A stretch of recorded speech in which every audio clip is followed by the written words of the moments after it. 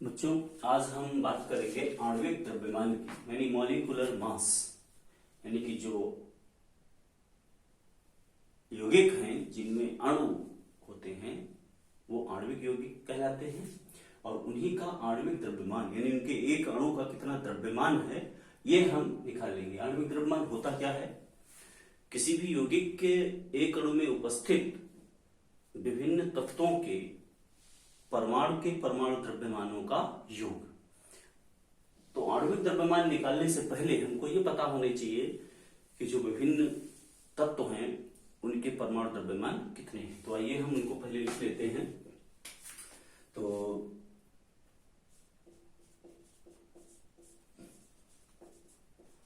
परमाणु द्रव्यमान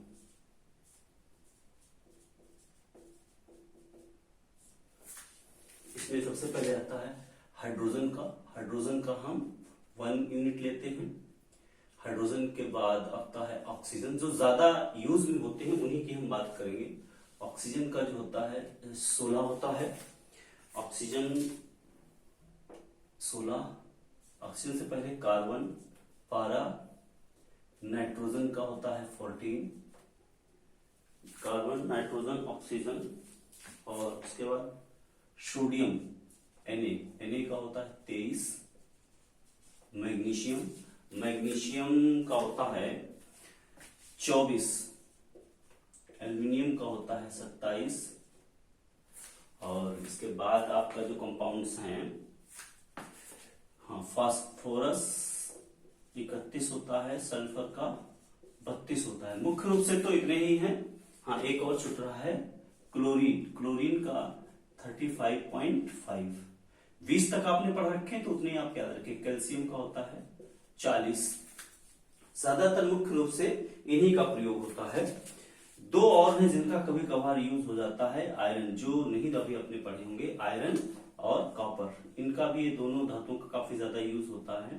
तो आयरन का होता है वही 56 यूनिट, और इसका होता है 63.5 यूनिट।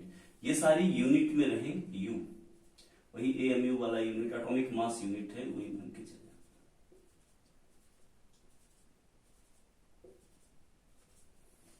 अब हम कुछ यौगिकों के अणुओं की बात करेंगे। सबसे सिंपल से हम चलते हैं। सबसे पहले जो हमारा आता है जल, यानी H2O का आणविक द्रव्यमान।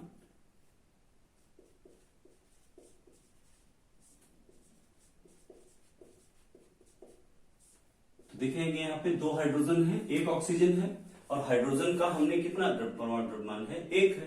तो 2 हाइड्रोजन है तो क्या हो जाएगा? 2 गुणे 1 प्लस ऑक्सीजन 1 है, तो ऑक्सीजन का कितना है? 16। तो टोटल इनका कितना हो जाएगा? 16 प्लस 2 यानी 18 यूनिट। तो आणविक द्रव्यमान पानी का कितना होगा? जल का 18 यूनिट। इसी प्रकार हम किसी का भी निकाल सकते हैं। तो इसके बाद कुछ और कंपाउंड्स लेते हैं। NH3, अमोनिया का आणविक द्रव्यमान। अमोनिया का निकालना है तो नाइट्रोजन का कितना है? 40 प्लस हाइड्रोजन 1 है, लेकिन यहाँ कितने हाइड्रोजन है? 3 है। तो हम 3 से 1 को मल्टीप्लाई कर देंगे, तो यानी 14 प्लस 3, ये कितना हो जाएगा? 14 प्लस 3, ये कितना? 17। इसके बाद CO2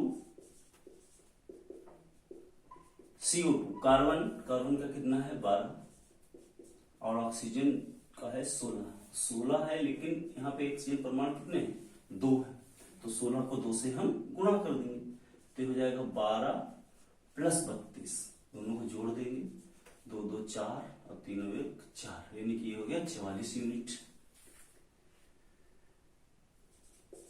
मीथेन CH4, C मतलब 12, और हाइड्रोजन का मतलब 1, और 4 हाइड्रोजन है तो 4 प्लस 4 गुणे 1, सॉरी इसका कार्बन का हो जाएगा 12। तो 12 प्लस 4 यानी कि 16 यूनिट। और C2H4, C2 यानी कि कार्बन का 12 है, 2 से गुणा कर देंगे, H4 यानी कि 4 गुणे 1, तो ये हो जाएगा 24 प्लस 4 28 यूनिट। H2S गैस का है, H2S गैस, 2 हाइड्रोजन है तो 2 गुणे 1। सल्फर का कितना है 32 प्लस 32 यानी 32 और 2 कितना हो गया 34। कुछ बड़े कंपाउंड्स का भी देखते हैं, जैसे H2SO4 सल्फ्यूरिक अम्ल जो है, इसका कैसे निकालेंगे, बड़ा कंपाउंड है तो 2 हाइड्रोजन है तो 2 गुणे 1 प्लस सल्फर का 32 प्लस ऑक्सीजन का होता है 16, और 16 में कितने ऑक्सीजन है 4, तो इसको मल्टीप्लाई कर लेंगे 2 प्लस 32 प्लस 16 से 64, तो ये कितना आ जाएगा 2 2 4 4 8 6 3 9 यानी 98।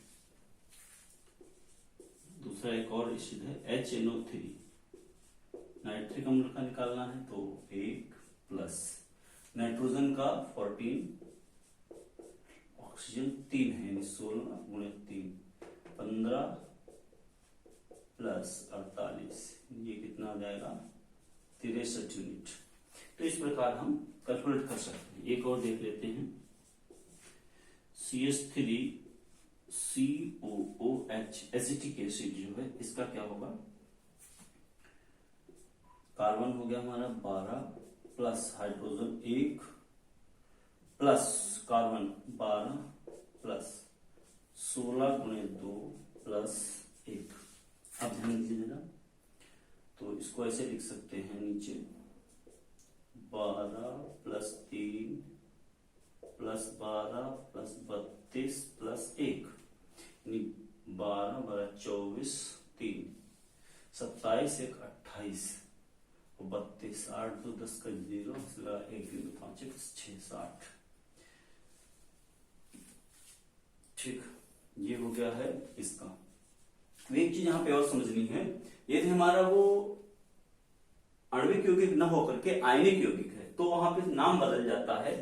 यदि आयनिक यौगिक है तो वहां पे नाम हो जाता है, यानी कि आयंस हैं उस यौगिक में, अणु न होकर के आयंस हैं, तो आयंस होंगे तो उसके लिए हम दूसरा एक नाम यूज करते हैं, इसको कहते हैं सूत्र इकाई द्रव्यमान। सूत्र इकाई द्रव्यमान, सूत्र इकाई द्रव्यमान उसको हम कहते हैं, या इंग्लिश में फॉर्मूला यूनिट मास। ये चीज भी थोड़ा ध्यान रखना है, फॉर्मूला यूनिट मास। ये हम तब यूज करेंगे यदि उस यौगिक में आयंस है। जैसे हम इसका कुछ एग्जांपल्स बात करते हैं, ये आपका फॉर्मूला यूनिट मास है, इकाई सूत्र द्रव्यमान, इकाई सूत्र द्रव्यमान। जैसे हमारा एक यौगिक है NaCl, ठीक है, NaCl का जो है फार्मूला यूनिट मास निकालना है, तो Na का हमको याद रखना यही है, आपको Na का होता है 23, निकालना बिल्कुल सेम तरीके से है, और क्लोरीन का है 35.5, तो ये आपका हो जाएगा 5 3 8 3 2 5 यानी 58.5 यूनिट। इस तरीके से हम निकाल सकते हैं। जैसे हमारा मान लीजिए और कोई कंपाउंड है, CaCl2 है,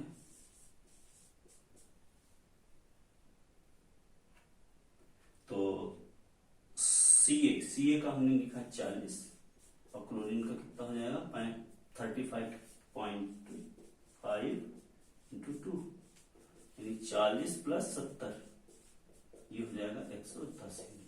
तो इस प्रकार से हम मॉलिक्यूलर मास निकाल सकते हैं दिए गए यौगिक का।